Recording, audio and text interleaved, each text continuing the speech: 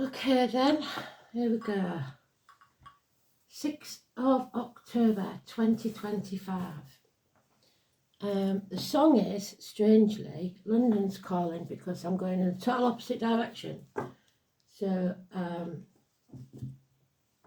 can't remember who it's by, it's one of the mod groups, I think.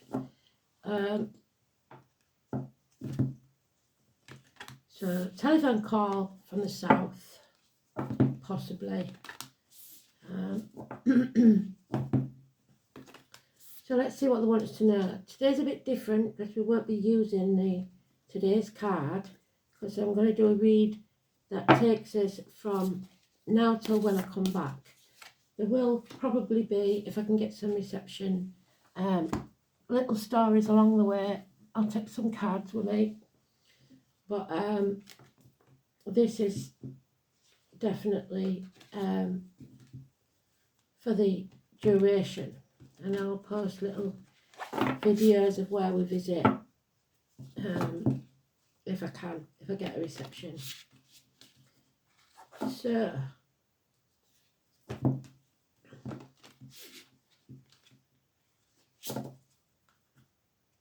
there we go.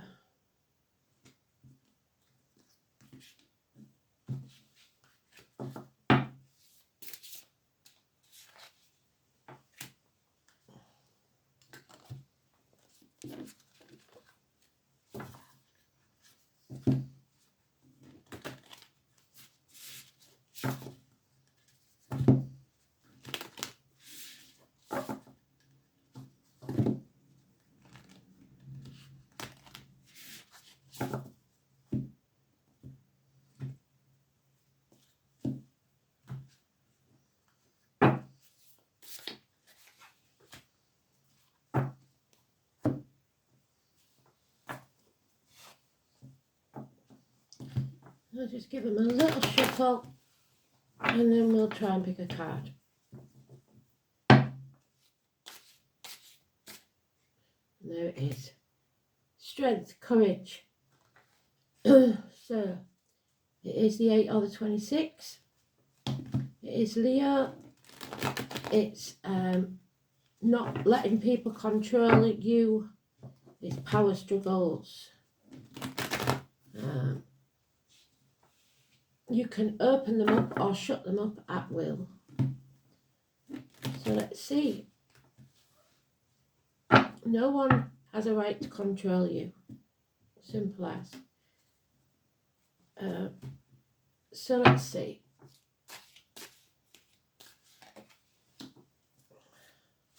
It's about heart and back, strength and courage.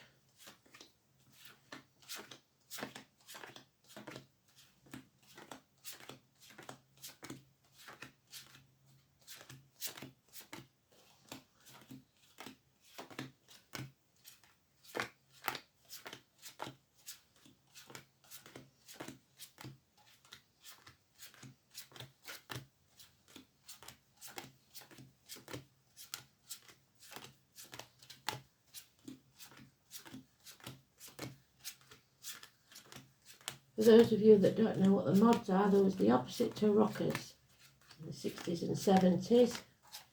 Drove scooters usually, very patriotic. So, London's Calling. Maybe you're visiting London. London is in the news a lot at the minute. So this then is for the next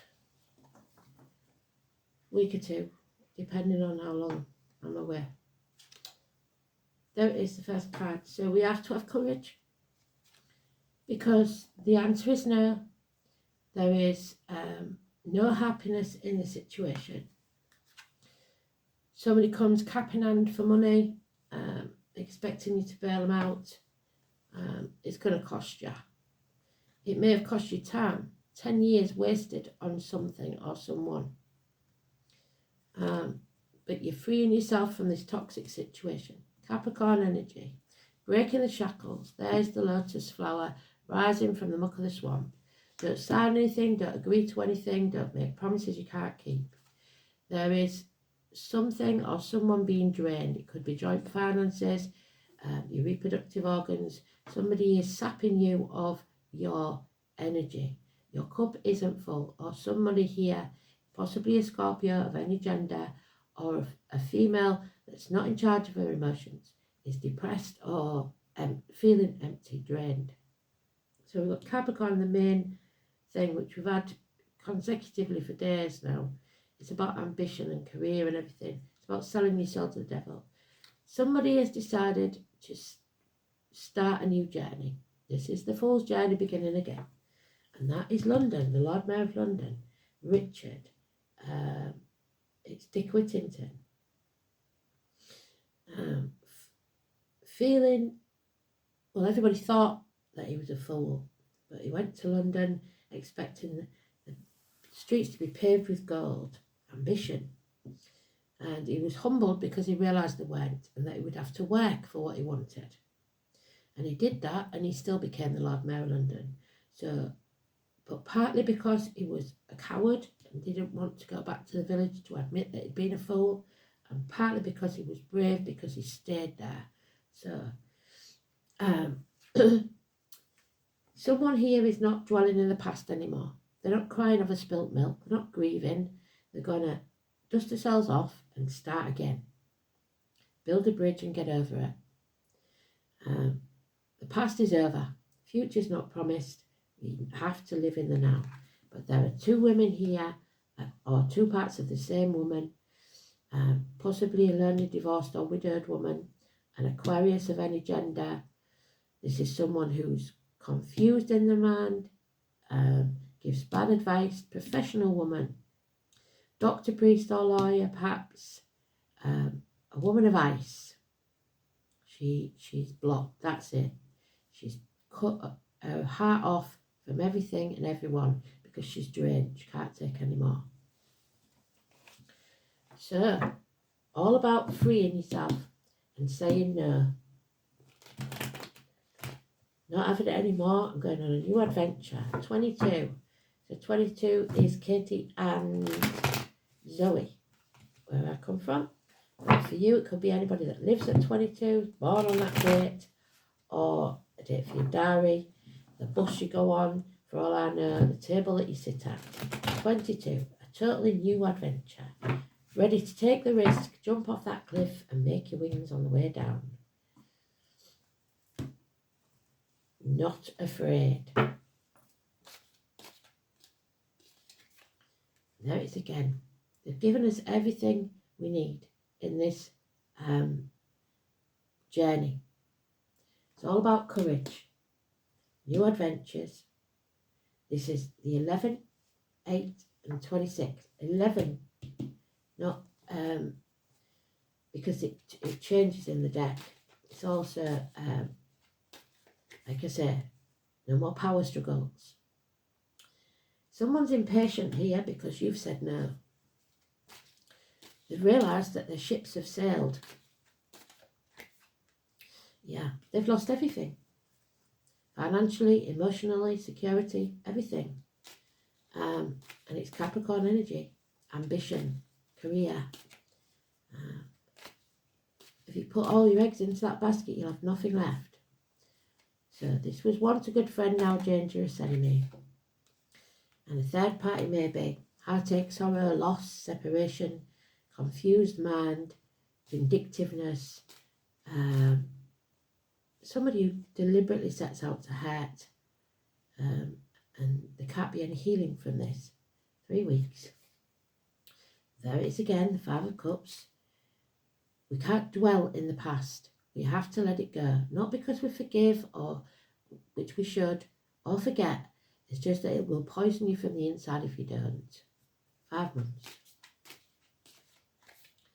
Yeah. Someone lied, somebody deceived, somebody played mind games, criminal activity at the worst. It's not using your tools correctly. It's the name Doris, it's the name Martin, it's the 1 and 28. It is mental illness for some. but the masks are off. Dark magic, but confusion and gossip. A lot of gossip.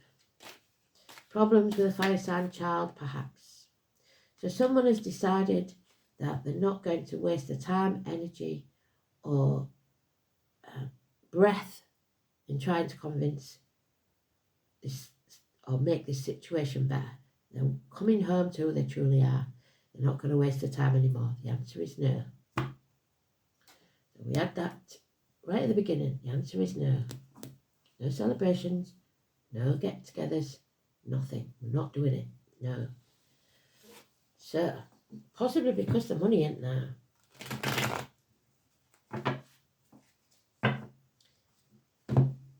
Theft, lies and deceit. The masks are off.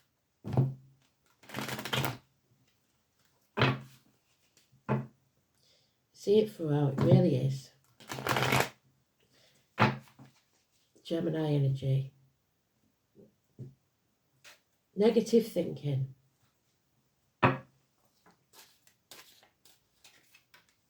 Yeah, somebody's still trying though to control, to hold on to something that was dead a long time ago. It is holding on until your fingertips bleed. The more you resist, the more it will keep going and get worse. It's time to let go. Stop being greedy. Stop being stubborn. It is time, the 22 again, for the Fool to begin a new journey. The Innocent. Don't dim your lights to fit in. 17. Fred. Like Pandora did, don't leave hope in the box. There's always hope. But you have to face this chaos. You have to take the risk and jump off that cliff. Because then there'll be hope, healing and freedom. There may be issues with the ankles and legs for some. The name David, but above all, you're not following your true life purpose. It is time to realise you're being controlled and to look to your friends to help you. Taurus, finances will improve and communication possibly. You will grow as a person, as a soul. There is a bond here that cannot be broken. Two people that mutually feel the same. This could be a woman in uniform, a darker complexion. This is overcoming your enemies, and that enemy may well be yourself. The enemy within. Yeah. Mercury retrograde, I don't know when the next one is. Elaine, if you've got time, find out for me, please. But somebody holding you to ransom, emotionally, spiritually, mentally, physically, whatever it is, they think they've got you over a barrel. You have a decision to make. Somebody being controlled. Yeah. You have to be open to what's coming. I'm going to take that card because it did pop out. Yeah. There is a lack here. A hole in the pit of your stomach that you can never fill. Because you're overthinking it. You're trapped in a mental prison of your own making. All those swords of people over the years telling you can't do this, you can't do that, you shouldn't do this, you shouldn't do that. So now you're trapped. Your inner child, your ego, will not let you out of this prison. You have to feel the fear and do it anyway. Take that risk and jump off the cliff. So, here we go then. Yeah, Taurus, the moon, and the number 1. There we are. There's the 1. There's Taurus. Something that goes on in the dark. I'm going to pause you, turn the heating off because it's far too hot. Okay. So, first house is Aries. Head and face. Somebody here doesn't want to lose face. It is about the place of birth, your immediate environment, the colour white, an aha moment, your self-image, your separateness, your individuality, your physical characteristics and your personal appearance, and the expectations of your environment. This is where your identity was formed. But people are not always what you would expect. A pushy Mars will give the appearance of dynamism, but if it is masked, if we've got masks, by placid sun sign, not much is actually going to get done. Venus in the first house may cloak a ruthless nature, placed with pleasant Libra, masks and the deviousness of power-hungry Scorpio. So masks are being worn. You think somebody's an Aries, think somebody's a Leo, think somebody's a Cancer, think somebody's... You must look at the chart, because there may be more Gemini than anything. The subservience here, it describes particular expectations and the way in which you interact with the world. Capricorn and Saturn expect our life to be onerous. Leo and Sun anticipate a much happier time. Mars is pushy and impatient. Saturn slows and cautious, making someone with both these planets in their first house at times over hasty and at others over cautious. Chaotic Uranus expects sudden upheavals and upsets, and those born when I was were born under Uranus. So Jupiter looks forward to fun, whilst Neptune inhabits a dreamy or deceptive environment. Pluto is the first house, suggests that a great deal goes on beneath the surface, and it will be intense. So we've got Taurus Moon.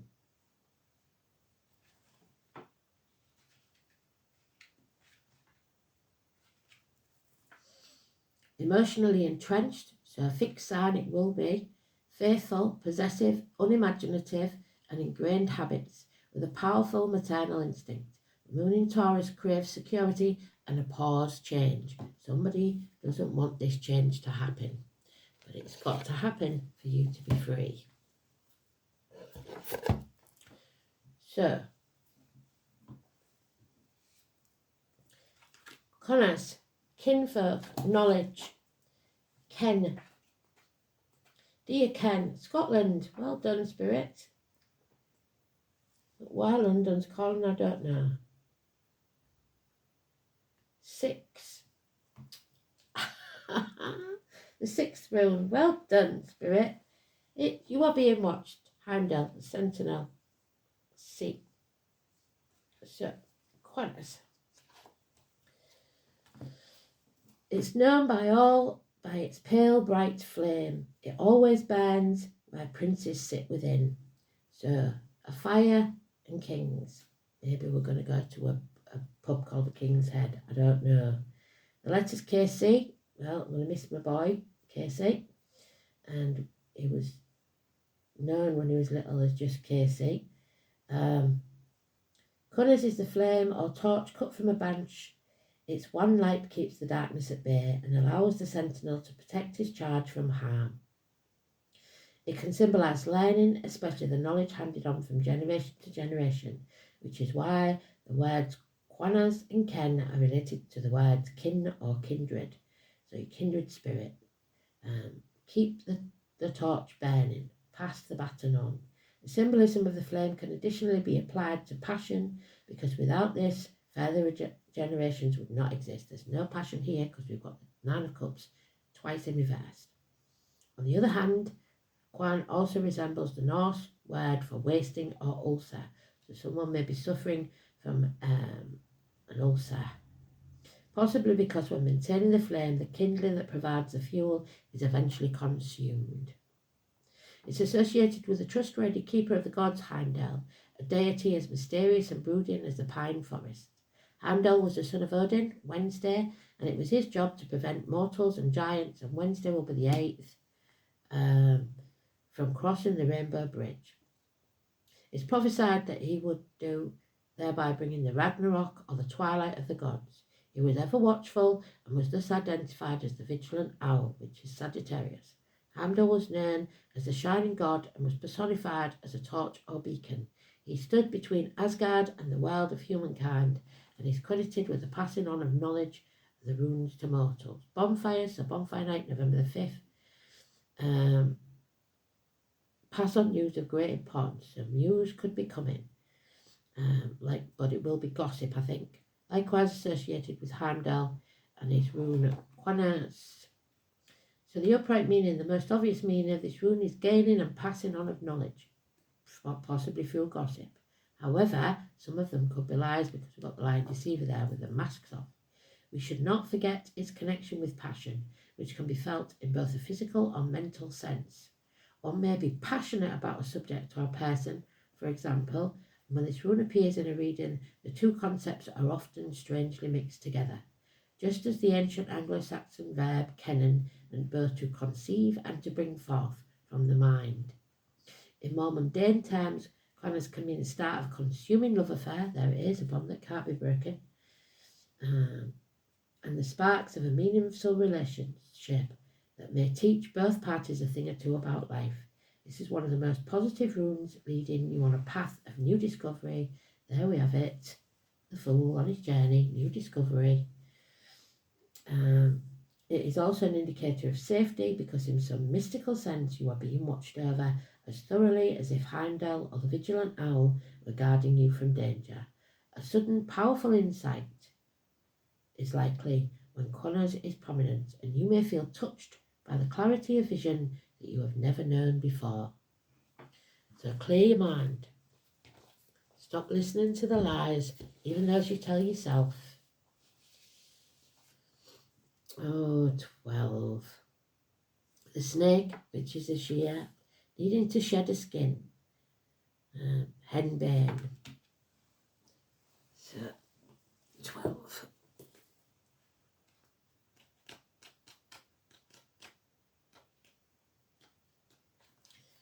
So it'll be interesting to see what days I can get messages to you, because the 8th, the 12th, 17th, etc. Its Latin name is Hieracus niger. Saturn, the truth, and Jupiter, abundance. Henbane is a mystical herb with a multiple association, most often about darkness and death, considered both an oracular herb and a funeral herb.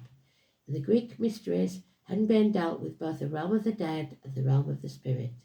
Its smoke used to enter trances and see beyond the veil. It is sacred to Hecate, so we are at a crossroads then, and would be used in witches' flying ointment, and can be used in magic to both summon and quell the storm. In Germanic traditions, it has associations with divine inspiration and divine madness, so again, an aha moment, and was used to flavour beers, where related species are often used in beer flavouring in Nepal and are sacred to Shiva.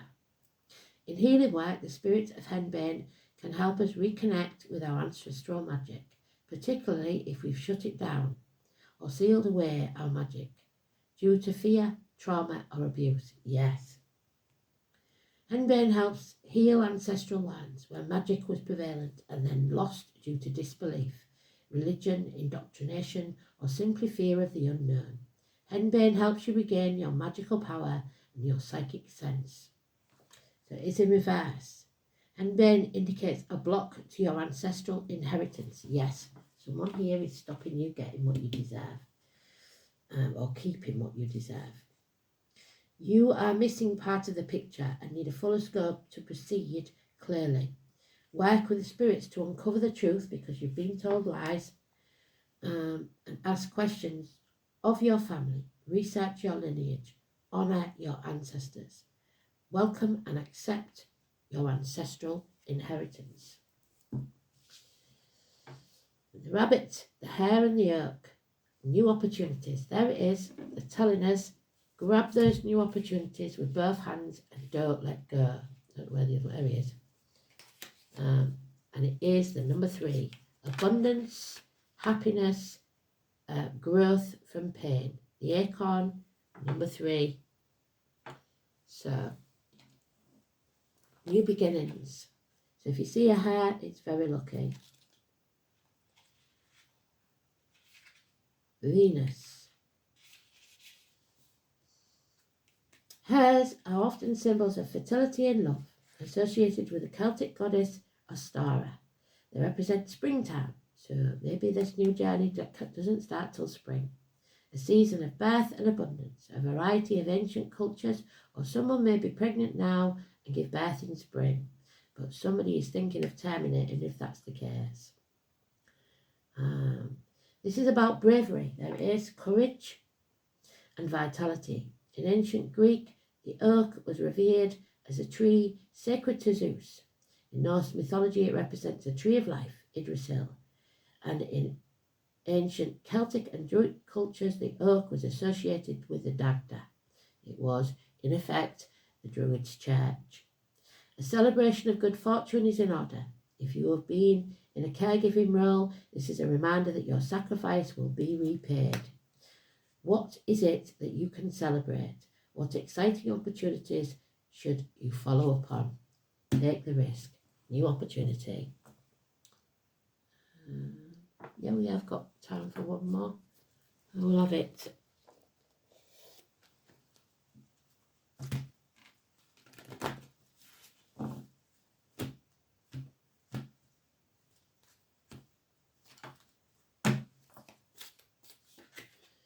The Phoenix, 29. So the father, George, Destiny, Lee, Esme and Rose, Beth and Alice, and Kelly, Beth and Alice. So 29 then, it is your challenger. When the Phoenix challenges you, it's really just a gentle reminder to let go and let what doesn't work fall away. Maybe you're not allowing things to change because you're more comfortable with the familiar. Even if you know that it's not in your best interest, you could create for yourself, so your own worst enemy. Fear of change is a crippling experience. There it is, crippled, as it works against nature itself. The task at hand is to allow for an ending. It is timely and right that you do so for the highest good.